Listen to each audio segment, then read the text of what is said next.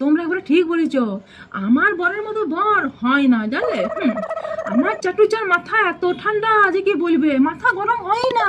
তবে হ্যাঁ, ও যখন কথা বলবে, ওর সামনে যদি তুমি বসে থাকো, তোমার মটকাটা দপ করে গরম হয়ে যাবে। এমন অসটার কথা বলে আমার চাটুজ্জা।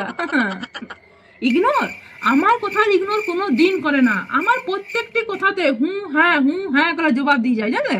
তবে হ্যাঁ, ওর হুঁ হ্যাঁ বলার যে স্কেলটা, যে রিদিমটা, ওটা শুনেই তুমি বুঝে যাবে যে ও কত মন দিয়ে তোমার কথাটা শুনছে, তোমার কথাটা কতটা সম্মান দিচ্ছে। বুঝতে পারছো ব্যাপারটা? না বুঝতে পারলে কমেন্ট করে জানাবে, আমি আরো বিস্তারে বলে দেবো। প্রত্যেক সপ্তাহে আমাকে নিয়ে পরে শপিং করতে যায়, তোমাদের বড়রা যায়। প্রত্যেক সপ্তাহে ঘরে তরকারি আনাজ সবজিগুলো কিনতে যাই আমরা। বুঝতে পারছো?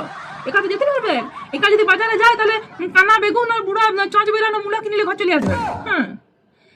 তবে হ্যাঁ, আমার চোখে জল কোনো দিন সহ্য করতে পারে না। যেই দিনে সিঁদুর পরিছিল সেই দিনেই বলে দিয়েছে, আমার সামনে কিন্তু তোমার কান্দা চলবে না। আমি বলি বোধহয় কত নরম হৃদয়ের মানুষ, লাই বোধহয় খুব রোমান্টিক। আজকে এসে পরে বুঝতে পারছি কথাটার মানে জানলে। মানে আমার চোখে জল বেরালো কি বেরালো নাই, ও পেছন করে ঘুমিয়ে গেল, আর নাহলে মুখটা ঘুরে পালিয়ে যাবে। বুঝতে পারছো? কত পোড়া কপালি, এই পোড়া কপালি বলছি আবার, কত ভাগ্যবতী আমি। ওটা ধরতে তো খুঁজে পাবে না এমন বর। সিঙ্গেল পিস একটি পাঠিয়েছে শুধুমাত্র আমার জন্য।